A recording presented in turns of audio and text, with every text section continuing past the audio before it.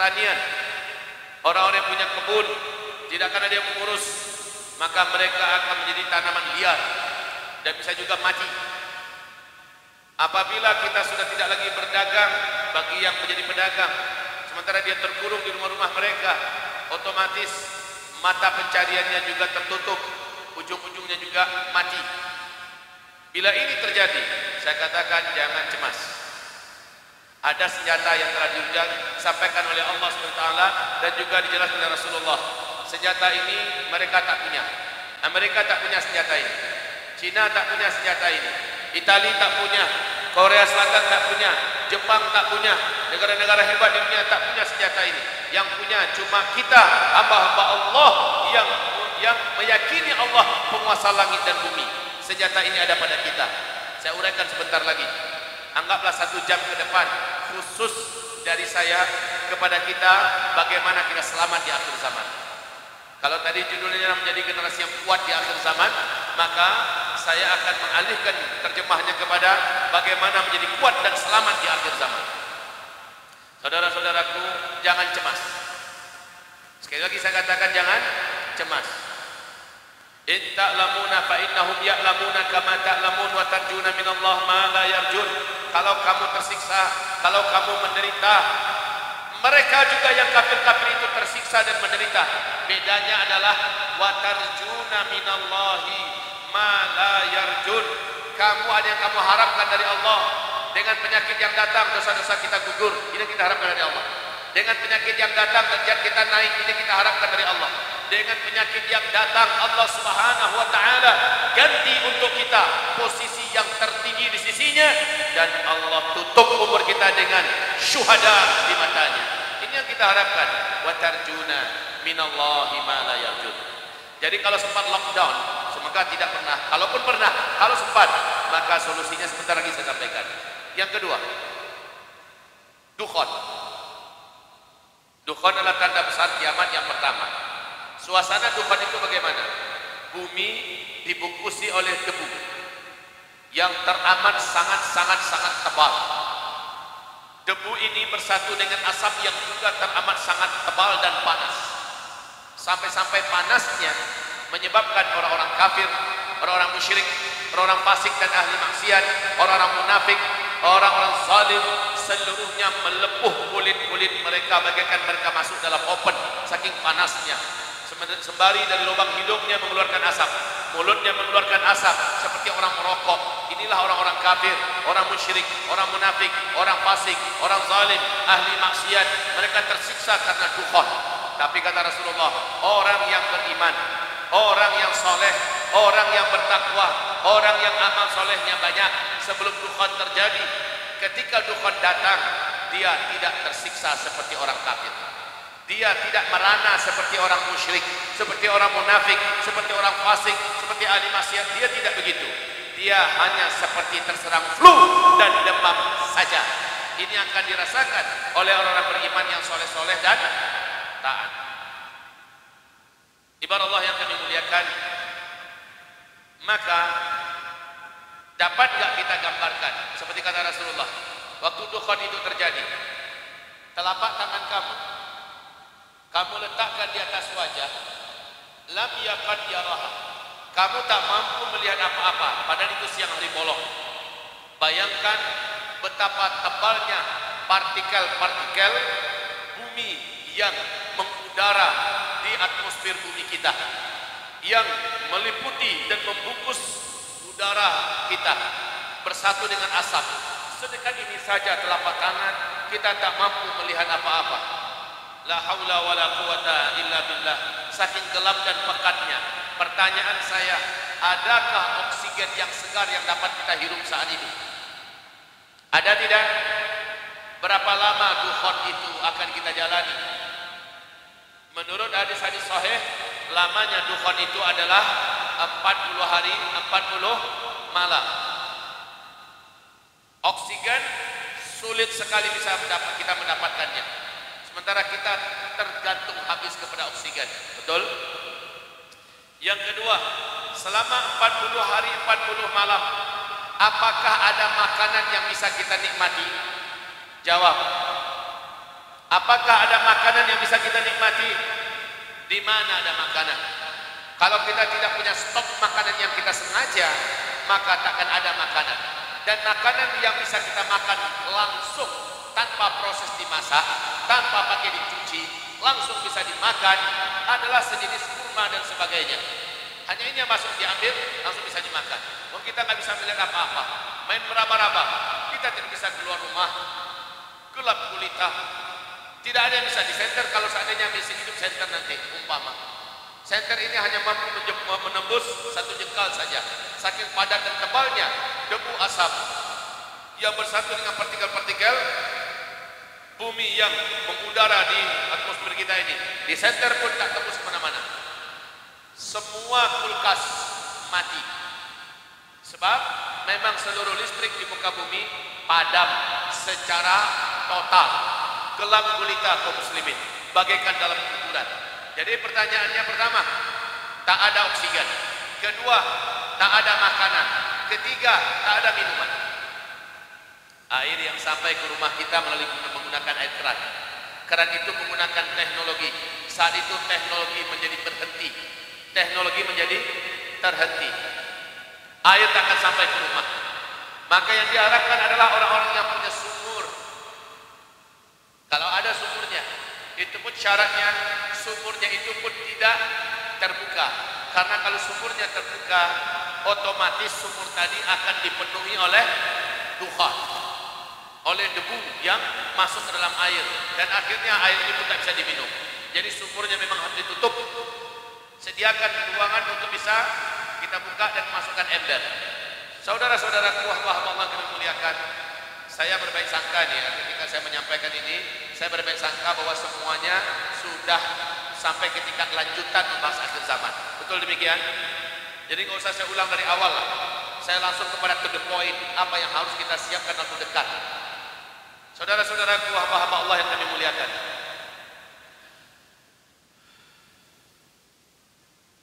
ini betul-betul petaka, Pak. 40 hari bukan waktu sebentar. Kalau hanya 4 hari mungkin masih bisa bertahan dalam lapar. Ya, ini 40 hari. Tak nampak apa-apa. Tak bisa dibedakan kapan siang dan kapan malam. Adakah solusinya? Ada. Baik ketika dukhan datang atau seperti lockdown yang terjadi di Italia dan Cina, maka ada solusinya. Apa solusinya? Ketika kita tidak bisa keluar rumah, ketika makanan tak sampai kepada kita, ya, yang lebih parah lagi air tak ada. Ingat wahai saudara-saudaraku, pernahkah Allah Subhanahu wa taala menyebutkan di dalam Al-Qur'an, ada seorang hambanya yang Allah abadikan ceritanya dalam Al-Qur'an, hamba tersebut tidak mendapatkan udara atau oksigen selama 40 hari 40 malam. Hamba tersebut tidak ada makanan yang bisa dimakannya selama 40 hari 40 malam. Hamba tersebut tidak ada air minum yang bisa diminumnya selama 40 hari 40 malam. Siapakah kira-kira hamba tersebut? Mohon dijawab. Siapa? Nabi Yunus. Di mana beliau mengalami kejadian itu? Di dalam perut ikan. Kenapa dia masuk dalam kegelapan? Apa yang menyebabkan beliau masuk dalam kegelapan perut ikan? Dan nanti dalam kegelapan dukhan. Nanti dalam kegelapan hidup, di mana dilanda oleh virus corona umpamanya. Kenapa Nabi Yunus, seorang nabi, dapatkan sebegitu berat ujian? Tak ada oksigen, tak ada makanan, tak ada minuman, mampu bertahan 40 hari 40 malam. Tolong dijawab, apa masalah Nabi Yunus sehingga beliau mendapatkan itu? Apa? Masalah dakwah. Diapain dia dakwah? Dia lari dari kewajibannya, menjalankan perintah Allah, bersabar di dalam berdakwah. Oke, setuju? Setuju? Nabi Yunus lari. Tidak mau menghadapi kenyataan, tidak berani menghadapi tantangan, tidak bersabar di atas ujian dalam jalan dakwah. Dia lari, Allah tegur dia, masuk dalam kegelapan. Awas. Tapi yang paling menarik, hidup apa mati Nabi Yunus dalam perut ikan? Kok bisa? Kan tidak ada oksigen. Jawab, hidup apa tidak Nabi Yunus dalam perut ikan? Kok bisa? Kan tidak ada makanan.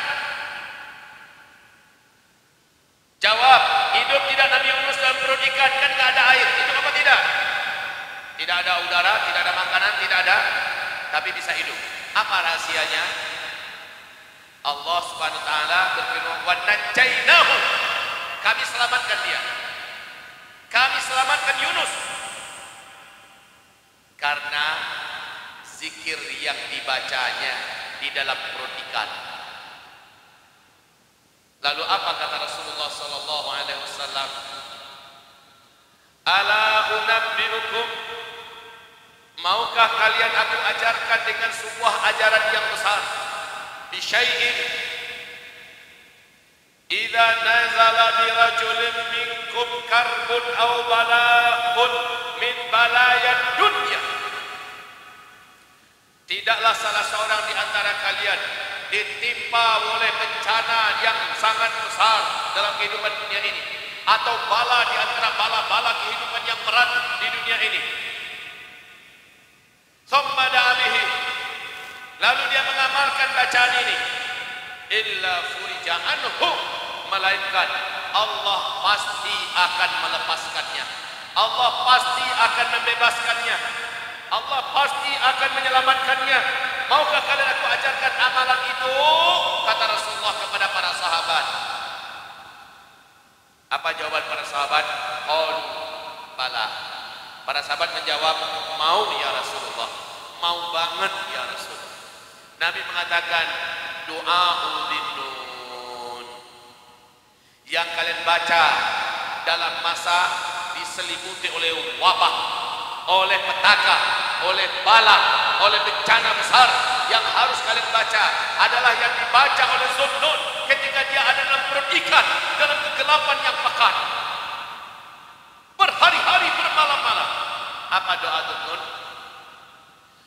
La ilaha illa anta subhanaka inni kuntu minadh dhalimin.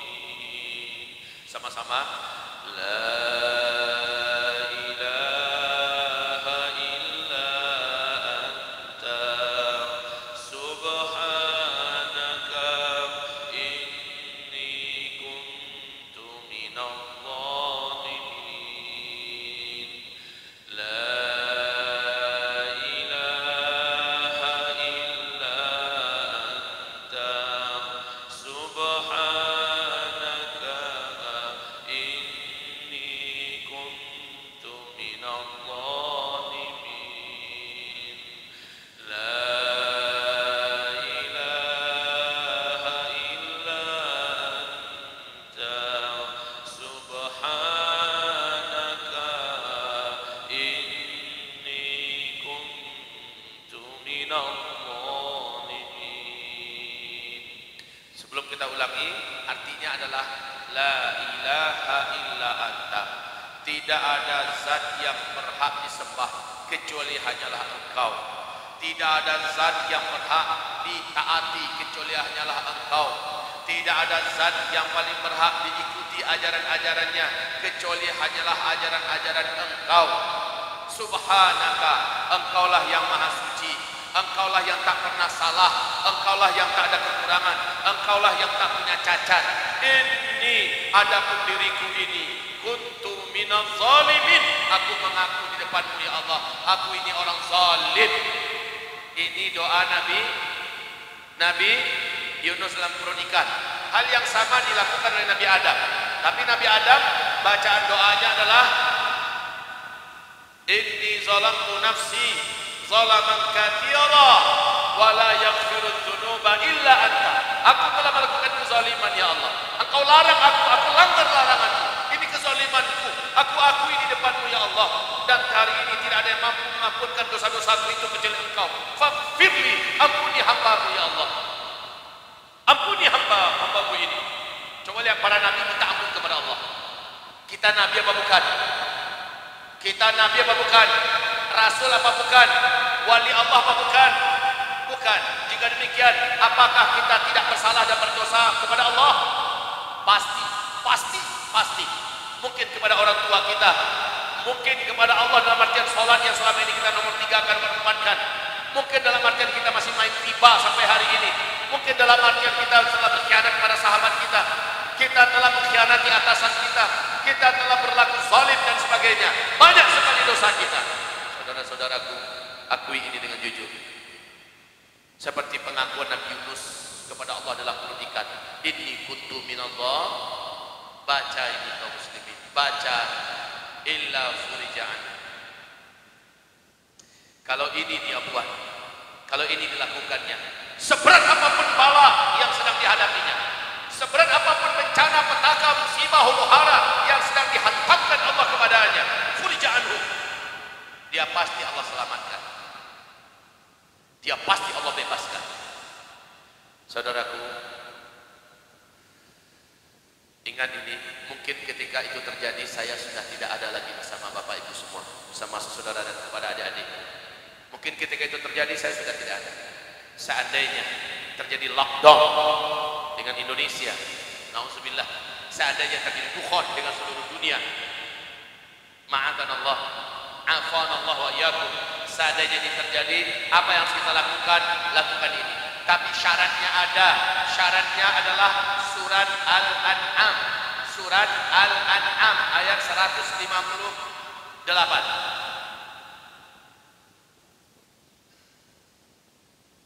Allah berfirman tentang Nabi Yunus, kenapa zikir dan doa yang dibacanya dalam perut ikan dan begitu dahsyat? Karena Yunus sebelumnya adalah hamba Allah yang banyak berzikir, hamba Allah yang kuat ibadahnya, hamba Allah yang lurus akidahnya. Ini yang harus dijaga.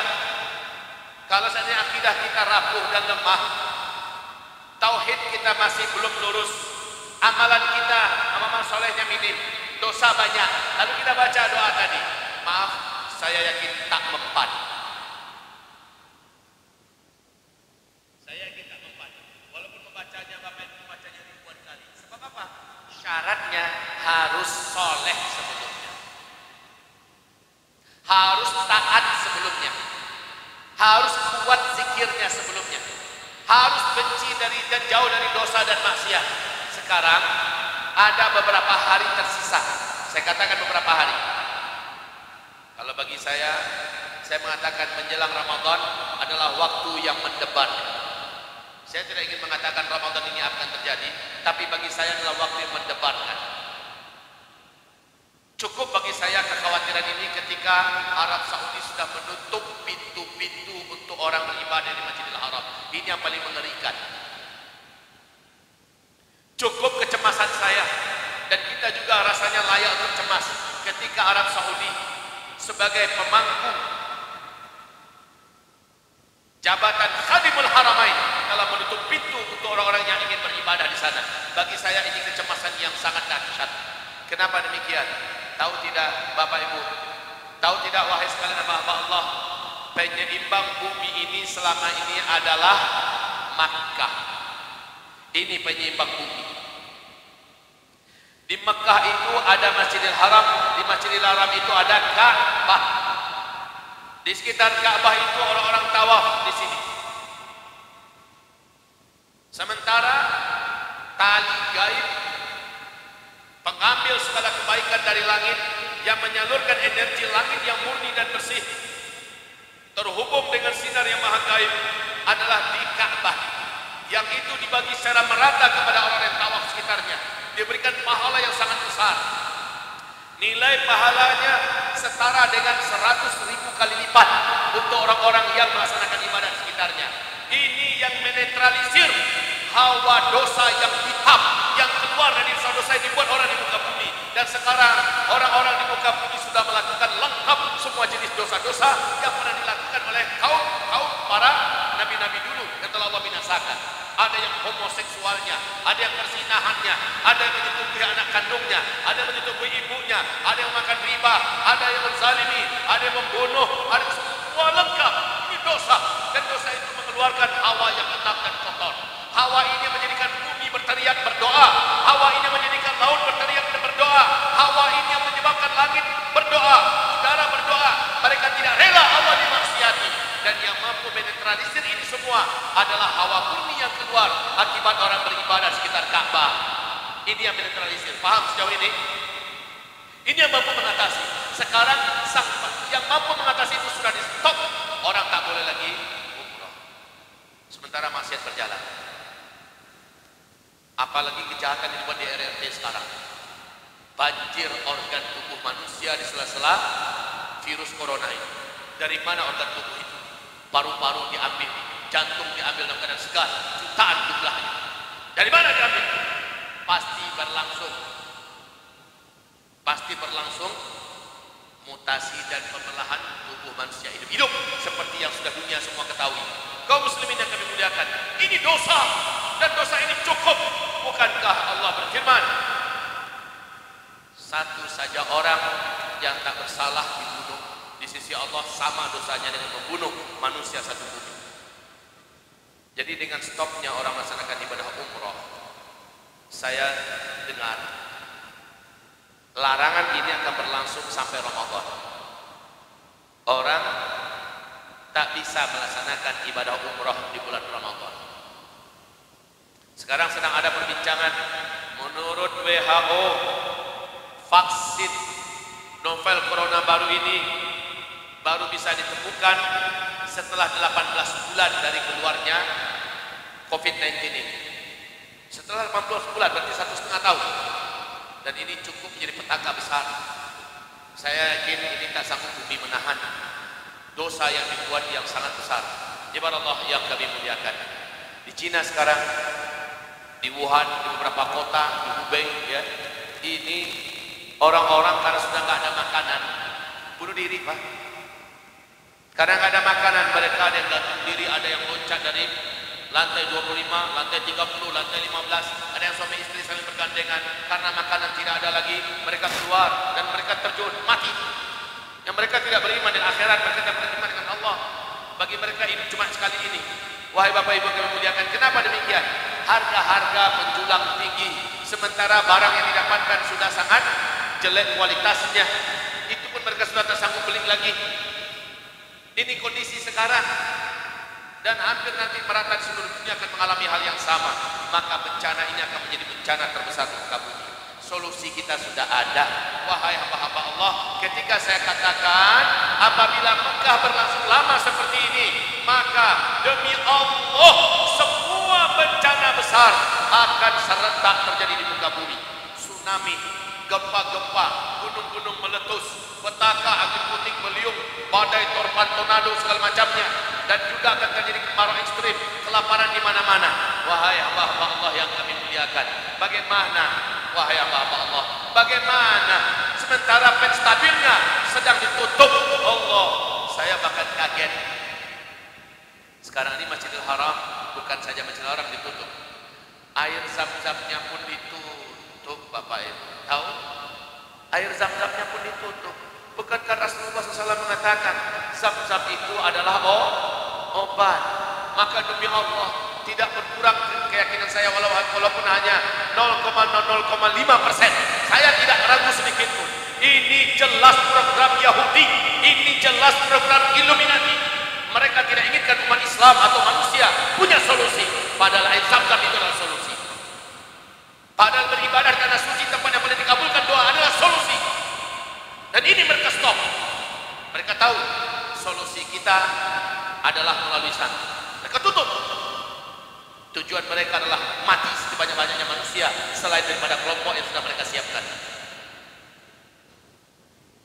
Tapi alhamdulillah Allah berikan solusi kepada kita. Apa itu solusinya? Itu yang baru satu. Amalkanlah amalan yang diamalkan oleh Nabi Yunus. Syaratnya sebelum kita mengamalkan itu, kita sudah tercatat hamba yang soleh di mata Allah.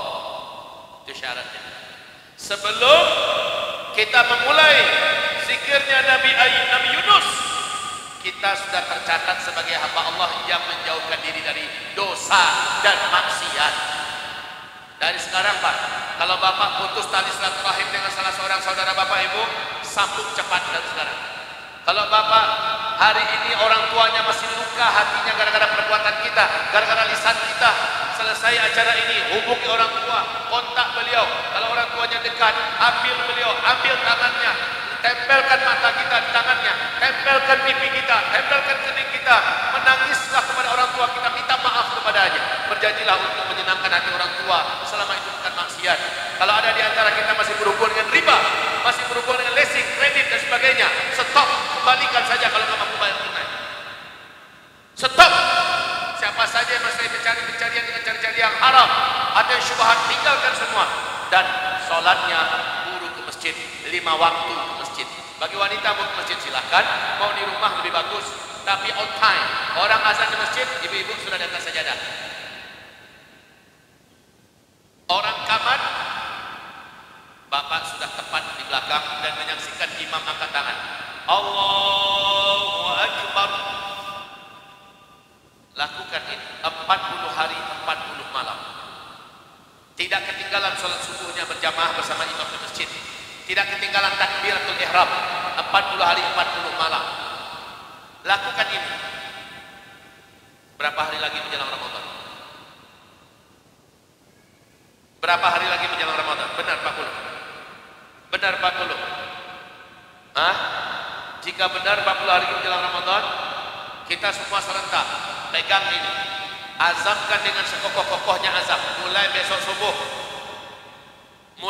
subuh, tidak ada satupun di antara kita yang tidak mengerjakan sholat 5 waktunya kecuali berjamaah di masjid dan selalu dapat takbiratul ihram bersama imam. Berjanjilah demikian. Rasulullah bersabda, maukah kalian aku ajarkan sesuatu amalan yang bila kalian mengamalkannya sampai mati kalian tidak akan pernah menjadi orang munafik, dan di akhirat kalian tak akan merasakan neraka Allah hanya 1 detik. Ketika Rasul menawarkan ini, di hadis yang lain ini berkata, siapa saja di antara kalian yang melaksanakan sholat berjamaah di masjid 40 hari 40 malam, subuh, zuhur, asar, maghrib, isya, begitulah terus menerus 40 hari 40 malam lamanya dia menjadi makmum di belakang imam di masjid, lam tafuthu takbiratul ihram, dia tidak pernah kelewat takbiratul ihram bersama imam. Jadi setelah qad qamatis shalah, Allahu akbar, Allahu akbar, la ilaha illallah, saf, rapat dan lurus kata imam. Nah, kita udah tegak lurus tuh di belakang. Mau saf pertama, kedua, ketiga dan seterusnya. Kita pastikan imam angkat tangan, kita lihat.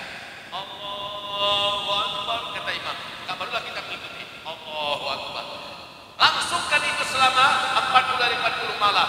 Apa kata Rasulullah? Allah berikan kepadanya piala.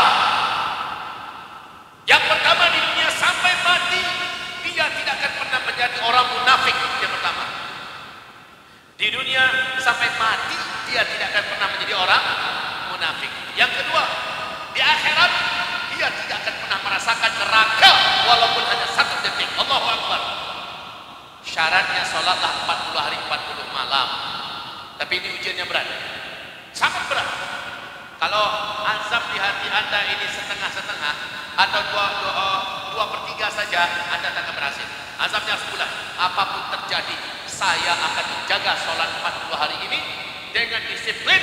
Rakaat pertama bersama imam. Bagi wanita bagaimana? Di rumah. Kalau anda bisa ke masjid, bagus. Anda tak mampu ke masjid, lebih bagus lagi. Tapi on time, orang azan, anda sudah di atas sajadah. Bisa tidak? Ayo jawab, bisa tidak? 40 hari nggak boleh ketinggalan. Subuh, zuhur, asar, maghrib, isya. Oh Ustaz, kami kan ada haidnya. Ketika haid terjadi, bagi wanita gampang, tinggal pause. Ibarat pakai remote, tinggal pause. Hari ke-21 terjadi haid. Sementara dia sudah genap melaksanakan subuh, zuhur, asar, maghrib, isya, tepat waktu, ya. Sama ada berjamaah di masjid atau dia di rumah. Tapi ternyata hari ke-21 datang haid, tinggal pause. Nanti setelah suci dari haid, langsung mandi, on-kan kembali, nyambung. Itu caranya ya.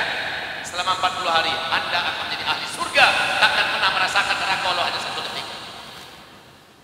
Dari kita semua tidak akan pernah menjadi orang munafik sampai mati. Masya Allah. Ibarat Allah yang kami muliakan, ini amalan, semoga diingat bersama. Coba ulang kembali. Ayo yang ibu-ibu, yang wanita, ayo yang ikhwan, yang laki-laki, syaratnya amalan Nabi Yunus ini berlaku dan langsung seperti Nabi Yunus kejadiannya pada kita. Apa syaratnya? Ulangi balik. Benarkan pemahaman kita tentang tauhid, iman dan akidah kita. Yang kedua, perbanyak amal soleh, jauhi maksiat. Itu syaratnya ya, syaratnya. Lalu ketika terjadi petaka bencana, Tuhan dan sebagainya, atau lockdown sebuah negara seperti kita di Indonesia yang nggak siap ini sama sekali. Kalau itu terjadi, tinggal kita amalkan. Saat itu, ya, saat itu ibadah yang kami muliakan,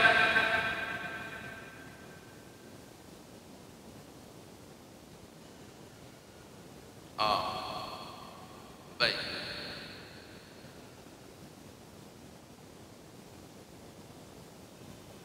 Ini ada saya lihat di luar tadi. Tahu tidak ini apa? Ini dirham. Ada satu lagi warnanya emas, dan itulah dinar. Ya.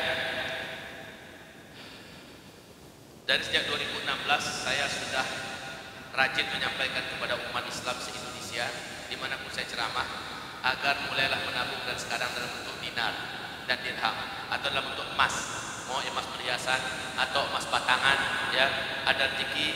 Jangan menabung dalam bentuk angka-angka digital di rekening bank, tapi tabunglah dalam bentuk ini. Sekarang wahai Bapak Ibu,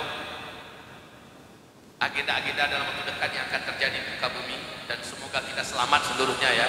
Simak ini baik-baik. Saya akan cepatkan saja agenda yang akan terjadi setelah ini.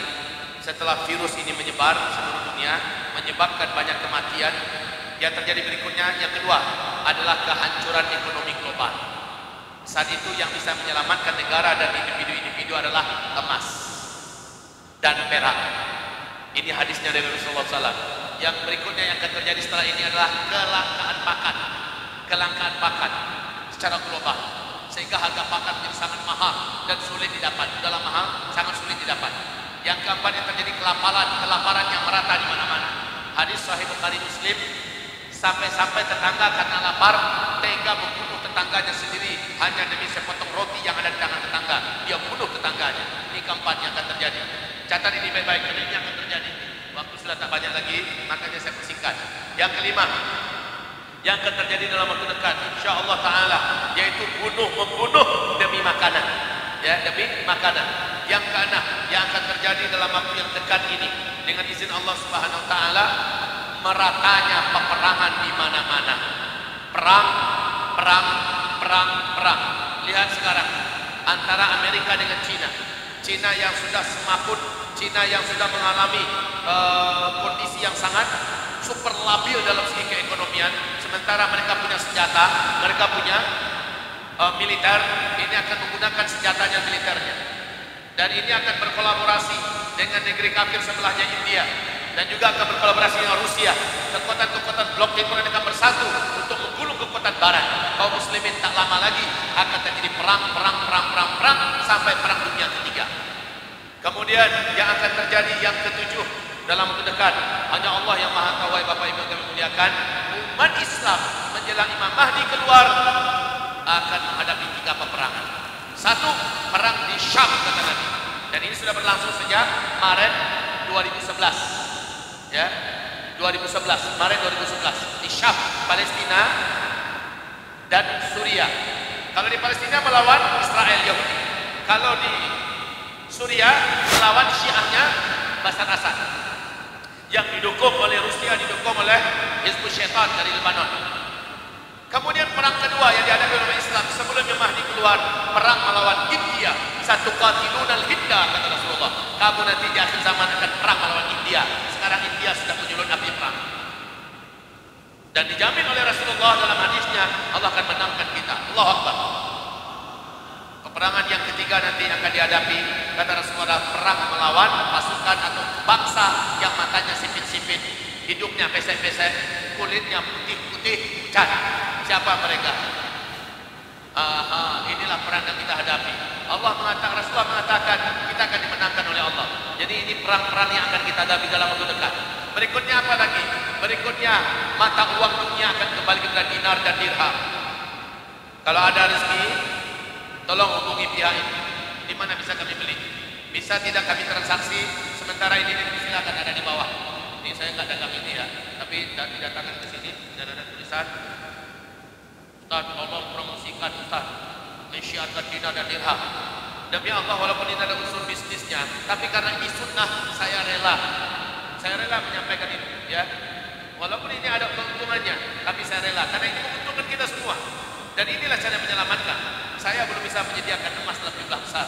Saya belum bisa menyediakan perak yang seharusnya. Tapi sekarang ada orang yang bisa buat. Silakan dapatkan dari orang.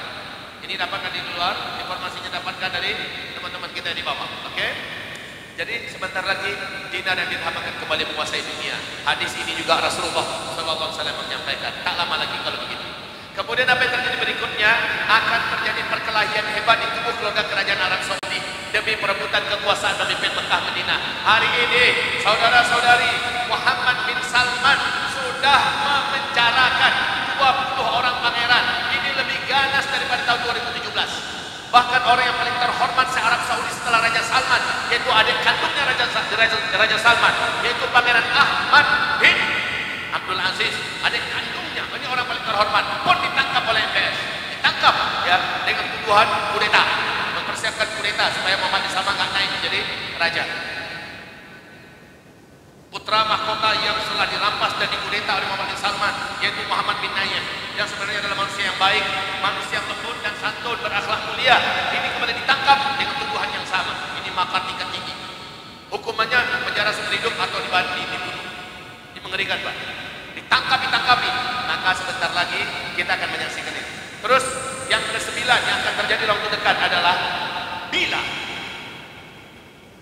kuncinya sempat nanti umroh Ramadan dilarang juga dan haji juga dilarang fix. Pada tahun inilah terjadi gempa-gempa di Arab Saudi.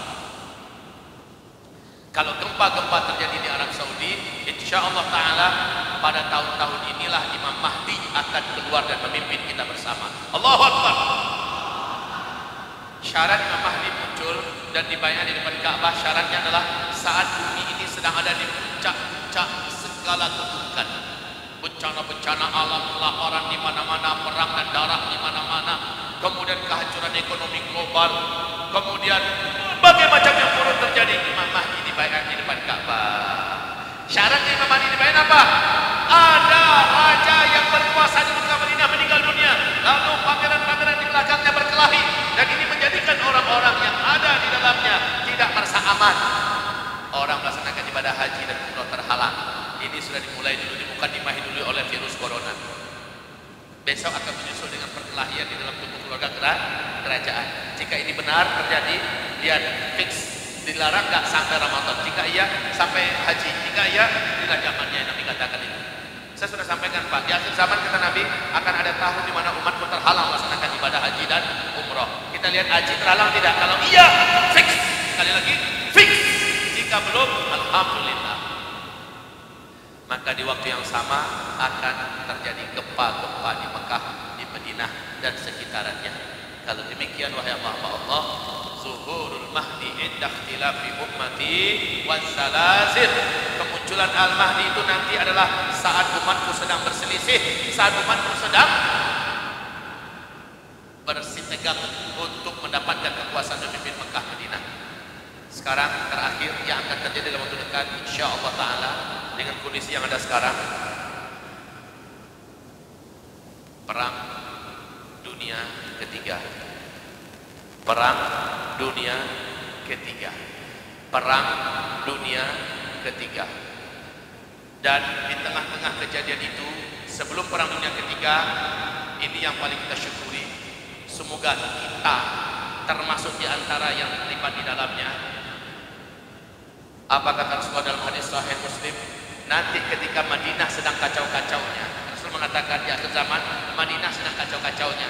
Saat itu Baitul Maqdis, Masjidil Haram dibebaskan, dimerdekakan kembali dan diumumkan khilafah Islam yang berdiri di Baitul Maqdis.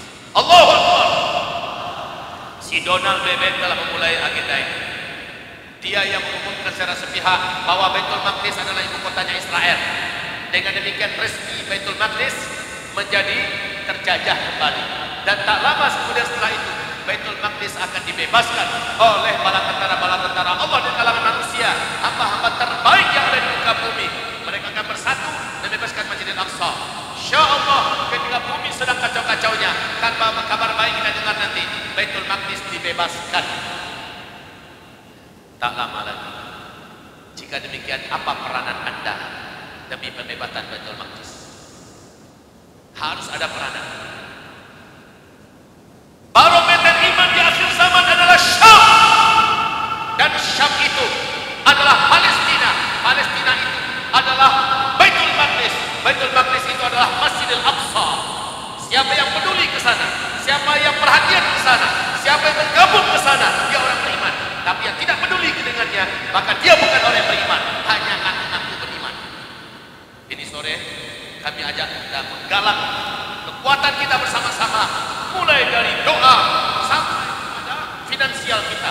Apa yang kita miliki sore hari ini, siap-siap kita akan korbankan demi Baitul Maqdis, demi pembelaan Islam di Baitul Maqdis dan di Indonesia tercinta. Kita siapkan pengorbanan terbaik kita. Bapak Ibu yang kami muliakan, seharusnya tanggal 21 besok, 21 Maret, tanggal 21 Maret hari Sabtu, mulai dari jam 3 dini hari kita sudah kumpul di Monas. Kalaulah bukan karena COVID-19, maka kita sudah kumpul di Monas. Satu minggu lagi ya, dan jam 3 kita tahajud bersama, mengadakan acara Isra Mi'raj terbesar di seluruh dunia, dari Sabang sampai Merauke. Agenda besarnya adalah membela Baitul Maqdis. Karena tahun ini Israel sudah umumkan di akhir 2019, tahun 2020 seluruh Palestina termasuk Gaza dan lainnya akan resmi diambil rampas oleh Israel tahun 2020 ini. Demi Allah saya bersumpah, jika benar demikian kita sama-sama saksikan, Israel akan berakhir 2020 ini. Jika mereka melakukan itu dengan izin Allah Subhanahu wa taala, mereka akan tamat, atau minimal 2020 ini Israel akan menghadapi perlawanan yang sangat dahsyat dari umat Islam yang terbaik di muka bumi ini. Lihat saja, dan kita akan tunjukkan Indonesia punya peranan di sana. Takbir! Siang ini, sore ini kita persiapkan, kita ambil dana kita ya Allah untuk Baitul Maqdis, untuk perjuangan pembebasan Masjidil Aqsa ya Rabbal Alamin. Ya, wahai Bapak, wahai Ibu yang dimuliakan, walaupun kita akan jadi kumpul besok, karena Gubernur Indonesia, Gubernur DKI Jakarta, Bapak Anies Baswedan sudah memasukkan surat resmi kepada panitia penyelenggara Isra Mi'raj terbesar di dunia. Ini dimasukkan demi mengantisipasi, maka pertemuan dan perkumpulan akbar tersebut mohon dipending. Ya, kita sami'na wa ata'na.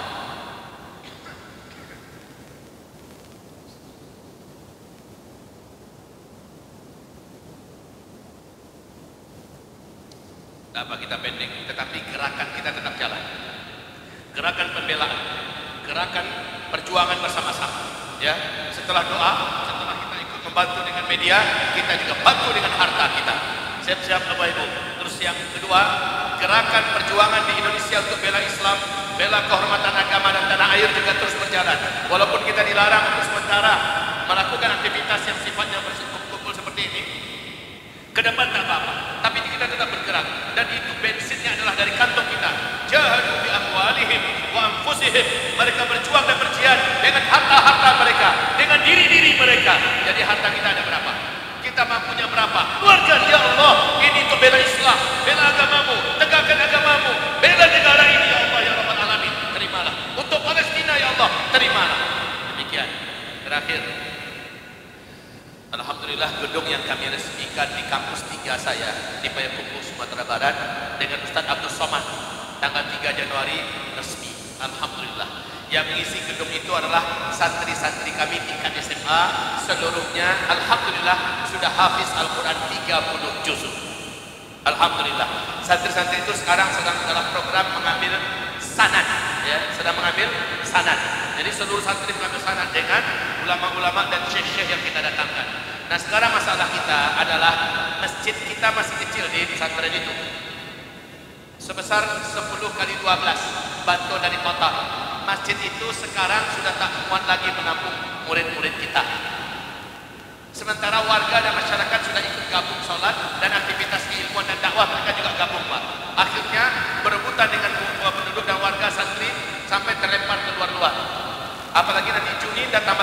220 orang santri lagi. Diyakini tak ada tempat. Alhamdulillah kita ada tanah ke kanan, ada tanah ke kiri, ada tanah ke belakang. Maka 220 meter lagi kita akan melakukan pelebaran. Mulainya dari Senin depan kita sudah mulai. Dananya dari mana? Dari kantong orang beriman. Kita kumpulkan sekarang. Jadi kami sepakat dengan panitia. Ini yang kita kumpulkan sore hari ini adalah semua yang kita dapat untuk bebas Baitul Maqdis, bela Islam di Indonesia, dan masjid di kampus 3 kita di pesantren Mulazamah Al-Fas, kita bagi 50-50. Ya, maka ambillah yang terbaik yang kita miliki.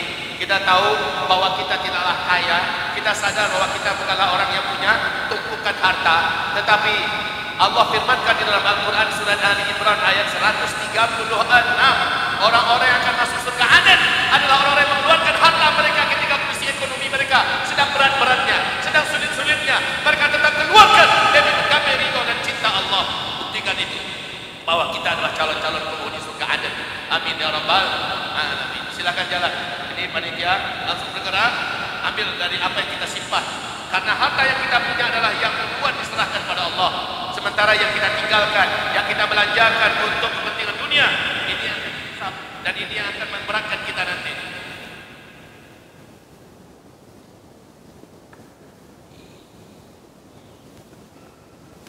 Alhamdulillahirabbil alamin. Baik, jamaah yang dimuliakan Allah Subhanahu wa taala, telah banyak sekali disampaikan dan juga pengingat untuk diri kita pribadi, untuk sama-sama menguatkan diri kita, untuk sama-sama kita untuk mempererat tali silaturahim, memperkuat agama kita tentunya dengan cara berkumpul, khususnya orang-orang Islam di muka bumi ini.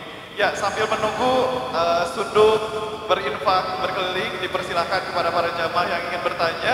Kami persilakan untuk maksimal 3 orang, dipersilakan, atau mau yang ditulis di kertas atau mau bertanya secara langsung dipersilakan.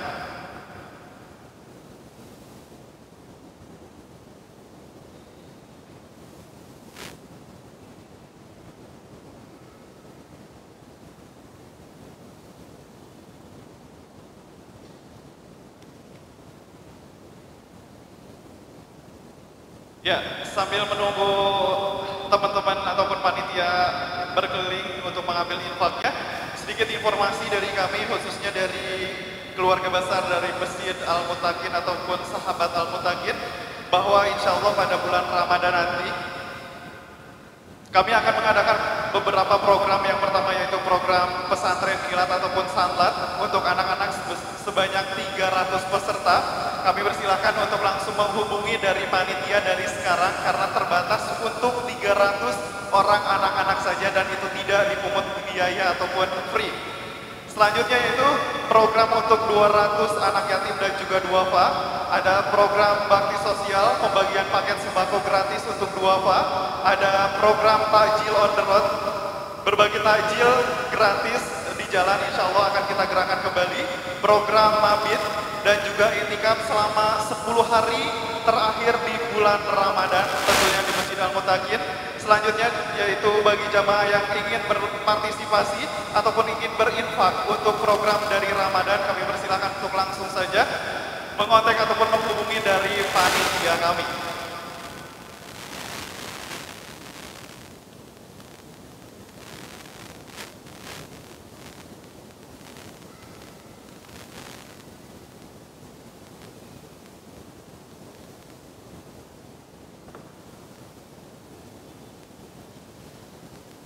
Bismillah. Bagi yang tidak membawa dana, silakan dicatat nomor rekening yang ada.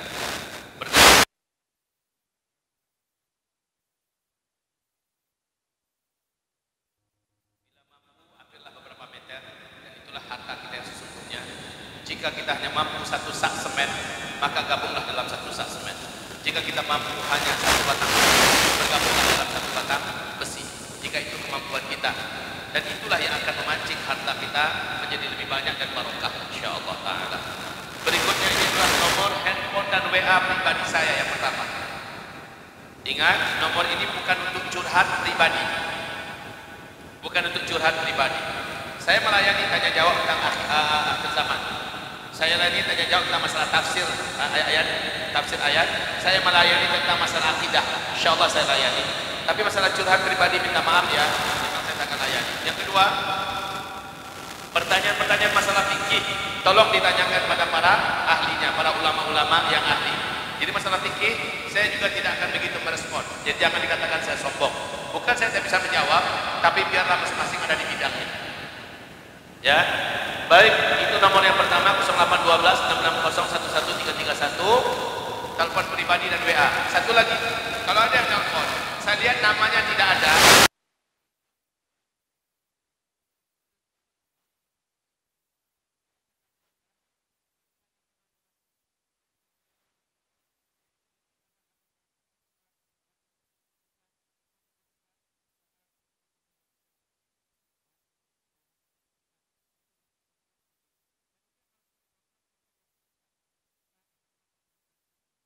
Ustaz, saya gabung di pelebaran masjid dan sebagainya, insya Allah.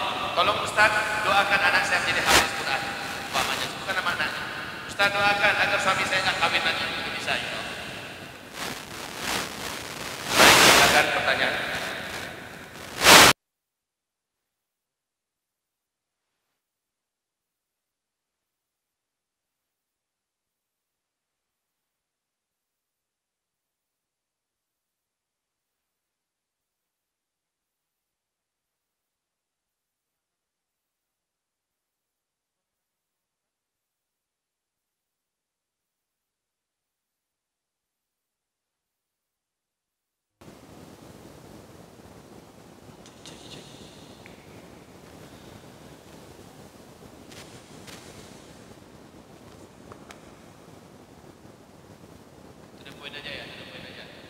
Assalamualaikum warahmatullahi wabarakatuh. Dalam mengamati perkembangan tanda-tanda akhir zaman ini, bagaimana cara kita untuk mencari, gitu, bagaimana cara memilah dan memperoleh informasi itu, gitu. Seperti itu. Sementara ini dengarkan secara utuh dan lengkap ya kajian-kajian ulama-ulama kita, dai-dai dan ustaz kita yang bicara tentang akhir zaman. Itu dulu yang pertama. Setelah dengar utuh dari A sampai Z, baru mulai mencari informasi-informasi, dan biasanya para ulama itu menyampaikan perkembangan yang ada. Itu yang lebih tepat. Justru kita tidak kelang-lang buana sendiri, tapi ada panduan itu kajian-kajian dari para guru-guru kita yang berbicara tentang akhir zaman.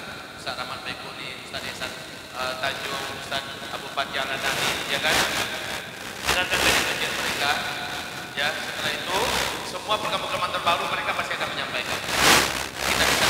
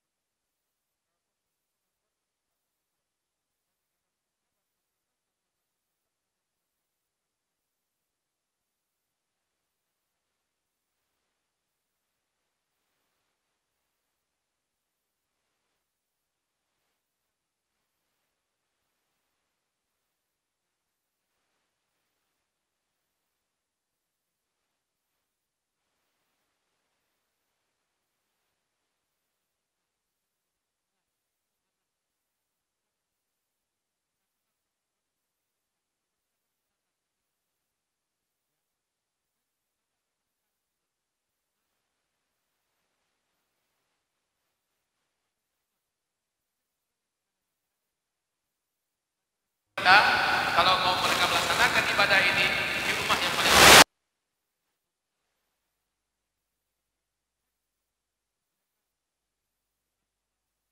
mereka beribadah di rumah mereka jauh lebih baik bagi mereka daripada di masjid. Demikian kata Rasulullah Sallallahu Alaihi Wasallam.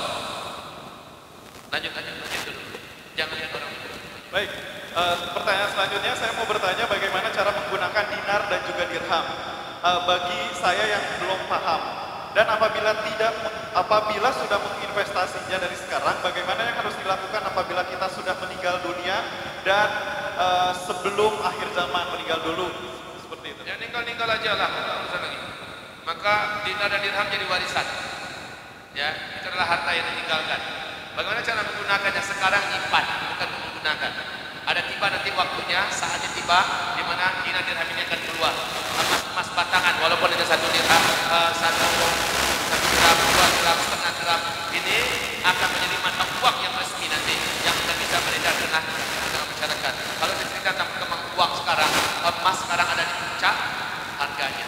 Ya, dulu sudah sampaikan beli emas, menabung emas, nanti emas akan melejit dengan setinggi-tingginya harga. Sekarang sudah terjadi, Bapak Ibu.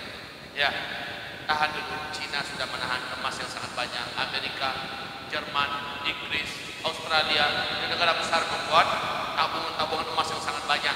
Hong Kong sudah tarik dana mereka semua beli emas. Warga Tiongkok daratan juga sudah menarik dana mereka belikan emas. Mereka sisakan sedikit dalam bentuk angka-angka digital, uang kertas dan segala macamnya. Tapi mereka sudah menabung untuk emas sekarang ini. Maka lakukanlah hal yang sama. Bukankah Rasulullah perintahkan kita, tapi kenapa mereka yang amalkan? Ya, lanjut.